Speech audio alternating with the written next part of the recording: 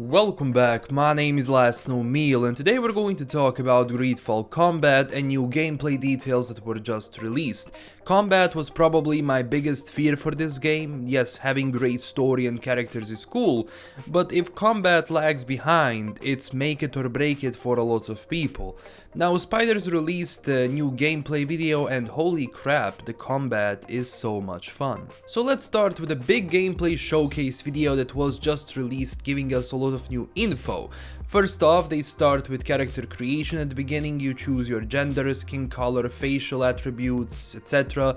It gives you a lot of freedom on that front. After that you choose a starting class, which is warrior, technical and magic. Warrior class gives you perks for one-handed heavy weapons, one-handed blades and firearms. It also recommends strength and endurance, and for talents, it's craftsmanship and vigor. It's basically your default melee combat character. Then we have technical, which focuses on controlling the battlefield. Your starting perks are for elemental traps, firearms and one-handed blades. Recommended attributes are accuracy and agility, and talents are science and lockpicking, probably some of the most useful if you want to basically go around every single mission and just go in stealthily. I honestly like this class because it's something of a support and suppress kind of a build, especially because you will always have companions with you and you can have a tactical pause during combat to really plan your next move. Also, if you want to play alone without companions, I'm certain the game will give you that option. Then we have magic. This is well a spellcaster, offensive spells from a distance. Starting skills are divine magic ring, stasis and one-handed heavy weapons. Recommended attributes are mental power and willpower, and talents are science and intuition. Besides that, for example, talent like vigor or craftsmanship have many other sub-talents you can choose from during your playthrough. Then I guess we have the starting scene where they give us a tutorial about combat, then they talk about specializations.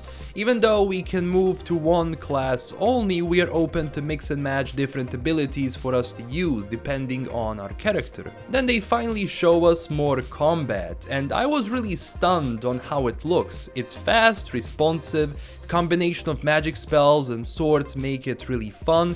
The game has a dash and roll mechanic. Also, when you start evading, your character does some crazy moves, and just this combination of dash and shoot is simply well done. One thing I really liked was how spellcasting looks like. Honestly, it's fun, and my main build is definitely going to be a spellcaster mage. The combo with stasis and then quickly dashing out to use another spell, as we can see in this video, shows us that Spiders really went all in when it comes to combat and learned from their previous mistakes with Technomancer and Bound by Flame. They also showed some sword gameplay, especially the two-handed sword that deals a lot of damage. Even though it's slower, you can see how it knocked out two enemies at the same time. There was also combat with one-handed mace, it seems, and you will be able to basically combine the spells, then move out, then use tactical pause, for example, and then select which enemy you want to fight, and then use your mace to quickly charge at them. So this is definitely a must play for me now. Besides that, you can power up your weapons with magic, poison, place different traps and shoot enemies from afar. You do have a quick slot in the bottom left corner, and just switching from one item to another looks polished and fast. Then they show tactical pause that I talked about and how you have different techniques you can implement, but also we see what weaknesses these monsters have, which is always a plus in my book because I actually have to prepare for each monster because they have different weaknesses. It adds depth to the game and definitely makes combat more fun, because if every enemy is the same, you just have to hit it until you just lower the HP to 0, it's boring and just lazy.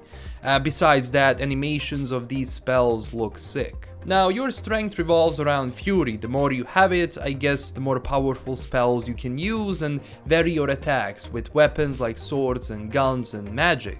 And you will have to combine your attacks, otherwise on higher difficulty you will be seriously damaged if you make a mistake or don't adjust your tactics. Also, we have to talk about the camera placement during combat. I like they went with a wide camera angle because it really gives you a perspective of the battlefield and enemies you're fighting. With that, they neutralize all the cramped tight spaces and camera placements that usually annoy people, so just from that standpoint, it will be a positive step for a lot of people. Having wide camera, always seeing what is going on around you, and you will be able to quickly switch between what enemies you're attacking and with what item you're attacking that single monster, or well, multiple monsters if you have AoE spells. The armor you are wearing will also show above your HP and will determine how much damage you can take. It's probably going to be connected with your speed and what moves you can do during the game. Also, your enemies have armor, so breaking that first is crucial. Then we have some armor and weapons customization. Also, our character does have weight limit, which is 300 here. Not sure if that is the space we have at the beginning or after we upgrade some abilities or something, but I think it's going to be more than enough. Now, all of the armors are a part of different factions, and it seems to me that the narrator actually said that we can use that armor as a disguise for camps when we want to infiltrate, which is probably one of the coolest features in this game. Nice attention to detail, honestly. Stealth is very much present and you will be able to do silent takedowns of enemies. After that, we have some options on how we approach the mission. First off, we can go there and kill everyone, but that will have consequences in the later game. For example, people we are fighting here are connected or belong to a faction called the Nauts.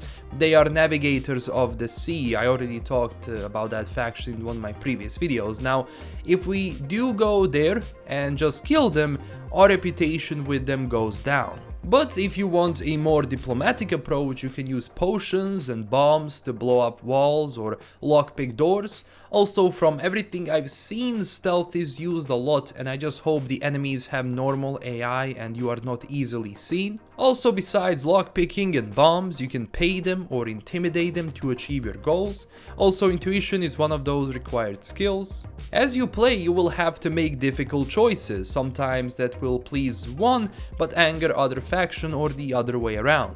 For example, when Siora is holding this man, you have a choice to make her stop or encourage her to kill him. Because apparently they took her mother. I'm not sure if this is connected to the story, but I don't know the details. Again, the choices are yours. They will have consequences. They also showed us some companions like Petrus, Afra, Siora, Kurt and Vasco. You can have up to 2 at a time, and for example, Petrus can fight from the distance as well as the close-up. He is heavily armed but uses mental power, endurance and willpower. He also has his special skills and relationship level with you. Now, every single companion has his own mission you can go on, and if you leave them unattended for a long time, they will either leave you or betray you. You can also form friendships with them and actually even do romance no matter who it is. Then for the end, we got a couple of scenes of different monsters, either neutral or controlled by the natives of Tir Fradi. Keep in mind, most of those factions are almost at war, especially the settlers and the natives, and your decisions will matter if they go to peace or go to war. You can choose which faction you want to join and how you want to shape the future of the island, and not just join the faction but actually work with them. Now, as we already know, the game is coming out on September 10th for PC on Steam, Xbox One and PlayStation 4. And this is everything we have so far. Don't forget to smash that like and subscribe button, and also tell me down below what do you think about this. Honestly, Greedfall is shaping up to be one of my most anticipated games of 2019. This is LKM signing out, and as always, stay classy everyone. Bye bye.